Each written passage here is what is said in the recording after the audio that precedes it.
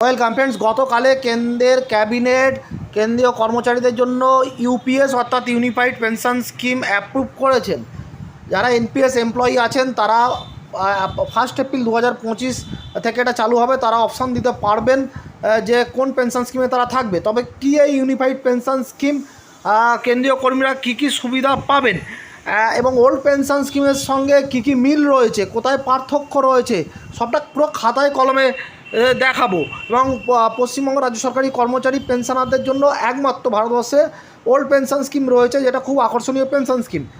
ভারতের অন্যান্য রাজ্যে আর নেই। তবে কিছু রাজ্য সরকার ফিরিয়ে আনার কথা বলেছে, যদিও এখনও সেটা চালু হয়নি। ফলে একটা এক্সাম্পলের মাধ্যমে আমি দেখাবো আপনাদের। অবশ্যই ভিডিওটি দেখে রাখুন, চ্যানেল নতুন সাবস্ক্রাইব করুন, আমার সাথে ভিডিওটি বেশি বেশি করে শেয়ার করুন। প্রথমে দেখে নেবো যে এই ইউনিফাইড পেনশন স্কিমে কী কী সুবিধা রয়েছে। কোনো কেন্দ্রীয় সরকারি কর্মী অন্তত 25 বছর চাকরি করেন, সেক্ষেত্রে অবসরের আগে শেষ 12 মাসে তিনি গড়ে যে বেসিক পে বা মূল বেতন পেতেন তার 50% অর্থ নিশ্চিত পেনশন হিসাবে পাবেন। পেনশন প্রাপকের মৃত্যুর পরে পরিবার তার পেনশনের 60% পাবেন। যদি কোনো সরকারি কর্মী 10 বছর চাকরির পরে চাকরি ছেড়ে দেন, সেক্ষেত্রে তিনি ন্যূনতম 10,000 টাকা করে পেনশন পাবেন। মূল্যবৃদ্ধির সূচকের ভিত্তিতে কারখানার শ্রমিকদের যে হারে মহার্ঘ ভাতা দেওয়া হয়, উপরোক্ত পেনশন প্রাপকদের সেই সূত্র মেনেই মহার্ঘ ভাতা দেওয়া হবে। অবসরের সময় গ্র্যাচুইটি ছাড়াও থোক টাকা দেওয়া হবে। এই থোক টাকার হিসাবটি এই রকম: অবসরের সময় কেউ মাসিক মূল বেতন ও মহার্ঘ ভাতা মিলিয়ে যে টাকা পাবেন তার 10 ভাগের 1 ভাগ করে থোক টাকা দেওয়া হবে প্রতি 6 মাস কর্মজীবনের জন্য। অর্থাৎ যদি কোনো কর্মী 25 বছর চাকরি করেন, তাহলে তার অবসরের সময় মাসিক মূল বেতন ও মহার্ঘ ভাতা মিলিয়ে যে টাকা হয় তার 10 ভাগের 1 ভাগ 50 বারের হিসাবে থোক টাকা দেওয়া হবে। কেন্দ্রের বক্তব্য, যারা এনপিএস ব্যবস্থায় অবসর নিয়েছেন তারা নতুন প্রকল্পে এলে বকেয়া পুরো টাকাই পিপিএফের হারে সুদ সমেত পেয়ে যাবেন। তাই এই নতুন নীতিতে কর্মীদের পেনশন খাতে এককালীন অর্থ বা এরিয়ার দিতে প্রায় 700 কোটি টাকা খরচ হবে। সার্বিকভাবে প্রথম বছরে প্রায় 6,250 কোটি টাকা খরচ হবে সরকারের। রেলমন্ত্রী অশ্বিনী বৈষ্ণবের দাবি, ওই নীতি হাতে নেয় সরকারি কর্মী পিছু পেনশন খাতে অর্থ সাহায্যের পরিমাণ 14% থেকে বেড়ে 18.5% দাঁড়ালো। অর্থাৎ কন্ট্রিবিউশন, যেটা বর্তমানে কর্মীদের 10% কাটা হয় বেসিক ডিয়ের, আর সরকার দেয় 14%, সেটা বেড়ে হচ্ছে 18.5%।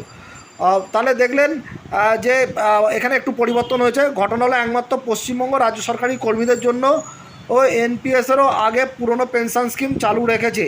এই প্রকল্প চালু হওয়ার ফলে পশ্চিমবঙ্গে কোন প্রকল্পটি আস্থা রাখে সেটিই দেখার।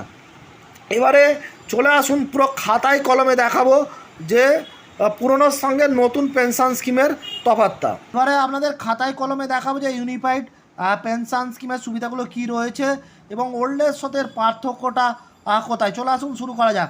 এবারে দেখুন যে এখানে আমি একজনের অ্যাভারেজ বেসিক ধরেছি 60,000 টাকা।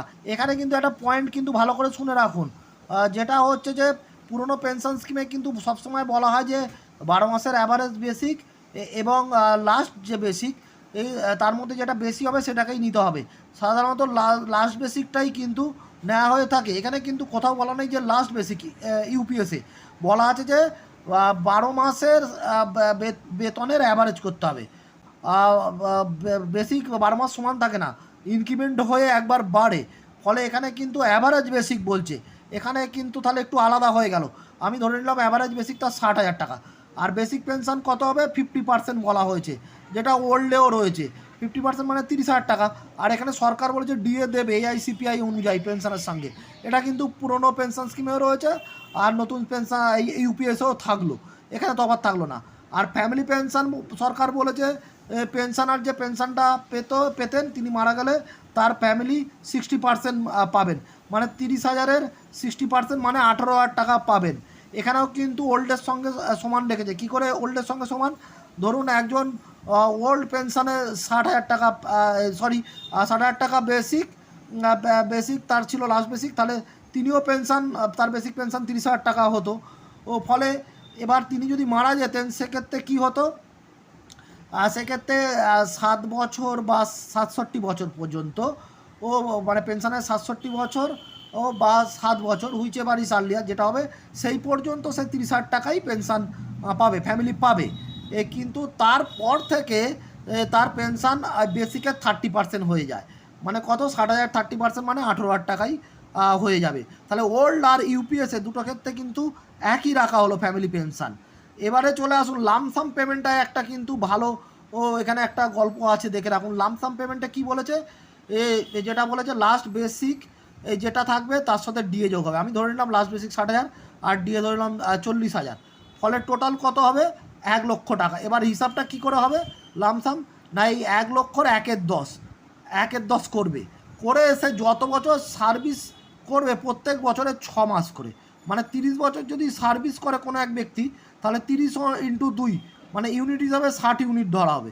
তাহলে 1,00,000 ইন্টু 1/10 ইন্টু 60, সে কত পাবে, সে 6,00,000 টাকা পাবে। এইখানে কিন্তু সরকার একটু মনে হয় একটু করেছে, তার কারণ এখানে হচ্ছে আপনার কন্ট্রিবিউশন যেটা কাটা হয় এমপ্লয়ীদের 10% বেসিক দিয়ে, সেটা ধরুন 30 বছর ধরে অ্যাভারেজ আমি একটা ধরে নিলাম, কম বাড়ার অ্যাভারেজ 10,000 করেই যদি হয় কন্ট্রিবিউশন কাটে, তাহলে তার কত জমবে এবং তার উপর ইন্টারেস্ট হয়ে অনেকটা টাকা জমবে তার, কিন্তু সেই টাকাও সে হাতে পাবে না। এখানে কেবলমাত্র বলছে 1/10 করে দেওয়া হয়েছে, লাস্ট বেসিক প্লাস ডি এর 1/10 হবে, হওয়ার পরে ইউনিট অফ সার্ভিস দিয়ে গুণ হয়ে সে ওইটুকু টাকা পাবে। এখানে কিন্তু বেশি পাচ্ছে না তাহলে।